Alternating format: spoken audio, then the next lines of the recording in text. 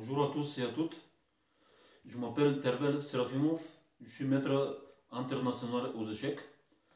Aujourd'hui, je voudrais vous présenter mon nouveau livre, L'intelligence émotionnelle aux échecs.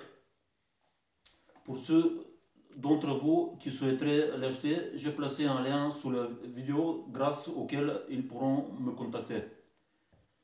Ceci, c'est le premier livre dans lequel la vaste matière du jeu est examinée d'un point de vue psychologique particulier. L'idée centrale du livre est de mettre en lumière l'énorme importance du spectre incommensurable dans certaines situations du favori invisible et de l'approche individuelle concrète qui ne doit pas être conclue uniquement et seulement dans la préparation informatique focalisée sur l'analyse des variantes d'ouverture et des parties des adversaires. Dans le domaine des échecs, la majorité des joueurs titrés absolutisent l'importance de l'ordinateur et de la préparation de leur ouverture et en investissant leur temps et leur argent dans cette direction. Ce modèle de travail qui permet de voir les échecs à travers le prisme du spectre mesurable, basé sur l'intelligence cognitive, mémoire, attention, pensée, perception, pourrait prendre sens si les êtres humains étaient des robots programmés, c'est-à-dire s'ils pouvaient jouer parfaitement et n'avoir aucune émotion. L'exagération du rôle des ordinateurs est préjudiciable et inefficace pour les raisons prosaïques que l'homme ne pourra jamais jouer et calculer des variantes comme eux. En revanche, le rôle du spectre incommensurable et sa relation avec l'intuition, l'imagination, la créativité est largement sous-estimé et mal estimé. Le livre propose 40 parties, inclut beaucoup de grands maîtres et quelques champions du monde. Il propose un nouveau système de notation aux échecs que je vous présenterai dans un instant.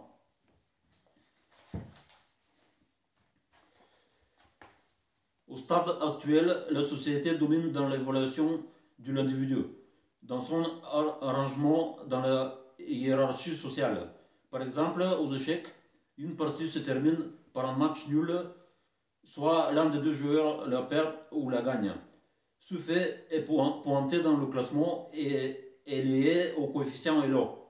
Ce système d'évaluation a été mis en place depuis des décennies et apparemment tout va bien. En réalité, ce type d'évaluation ne soulève pas le voile derrière lequel se cache la réelle essence humaine.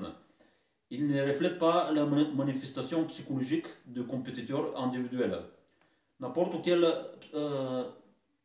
participant peut perdre une partie et la société lui évalue avec le zéro. Ce zéro, cependant, peut avoir une valeur très élevée.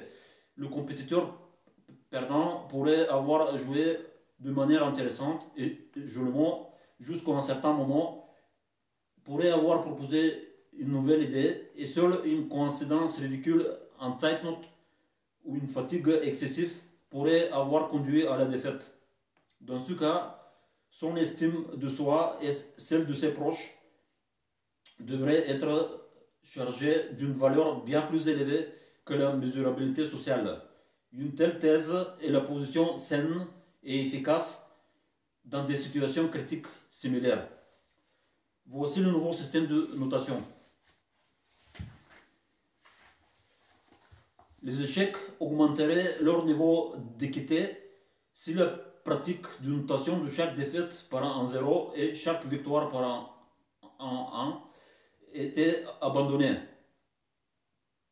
Si par exemple la partie n'est pas gagnée au 50e coup, le vainqueur peut recevoir 0,9 et le vaincu 0,1. Après le 70e coup, ce rapport peut être de 0,8, 0,2 et après le 100e coup de 0,7, 0,3.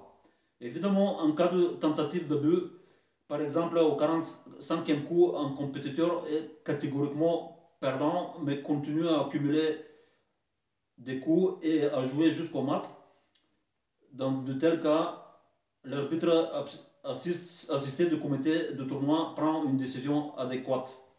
Le nouveau système de notation aux échecs motivera davantage les joueurs et réduira la frustration en cas de défaite.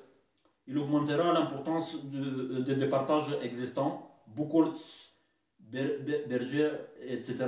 et permettra aux compétiteurs de compter davantage sur eux-mêmes. Il existe un système de notation similaire des défaites dans d'autres sports, volleyball, tennis, etc. À la fin de la présentation d'aujourd'hui, je tiens à exprimer des remerciements particuliers à mon père qui a apporté une contribution significative à l'écriture du livre, à Elisaveta Daskalova impliquée dans la mise en page informatique, à Nadezhda Saburova, correctrice de la version russe, et à Boris Karaboykov, le web designer du site sur la vidéo. Merci de votre attention.